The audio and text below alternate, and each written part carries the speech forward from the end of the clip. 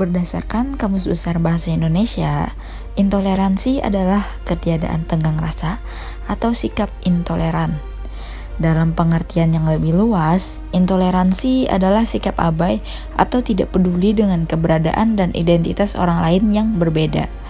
Atau singkatnya, intoleransi merupakan sikap yang tidak menerima atau menghargai adanya perbedaan. Penyebab intoleransi lahir atas dasar perbedaan yang tidak dapat dimaklumi. Faktor penyebab intoleransi menurut buku Wajah Pluralitas yang Tergerus Intoleransi dan Radikalisme di 9 Daerah menurut Sari Saptiani ada 5. Antara lain, yang pertama ada pada status ekonomi. Ketimpangan kondisi ekonomi serta kemiskinan menjadi faktor yang berhubungan dan mempengaruhi terjadinya sikap intoleransi.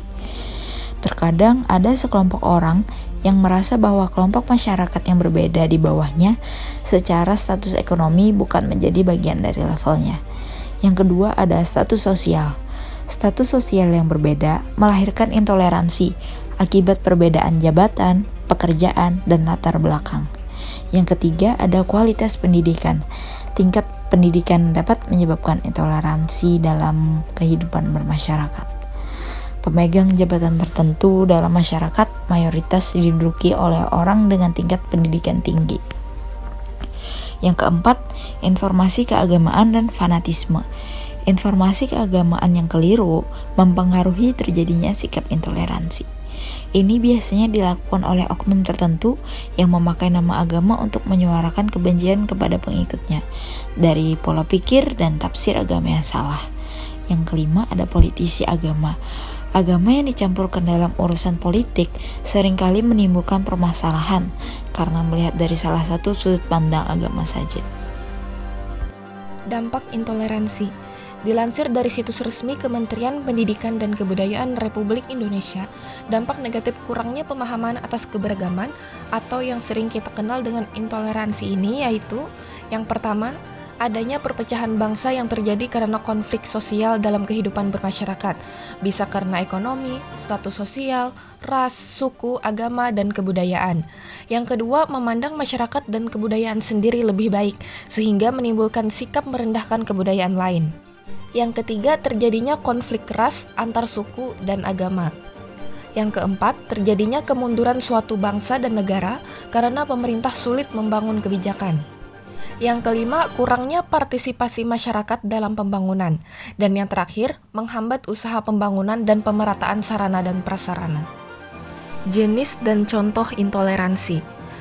Intoleransi dapat muncul dalam berbagai bentuk seperti rasisme, radikalisme, seksisme, diskriminasi agama, atau diskriminasi lainnya. Contohnya, melakukan bullying kepada teman karena memiliki keyakinan atau kepercayaan agama yang berbeda, sehingga mereka diejek dan diolok-olok. Yang kedua, menghina penampilan fisik teman seperti warna kulit yang berbeda karena mereka dari ras yang berbeda. Yang ketiga, menolak kehadiran agama, suku, atau ras lain dalam kehidupan bermasyarakatnya.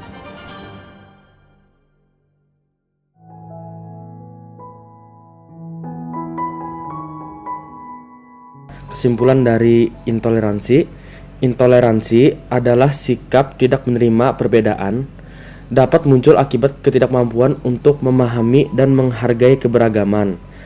Dampaknya mencakup perpecahan, konflik, dan hambatan dalam hubungan sosial antar manusia.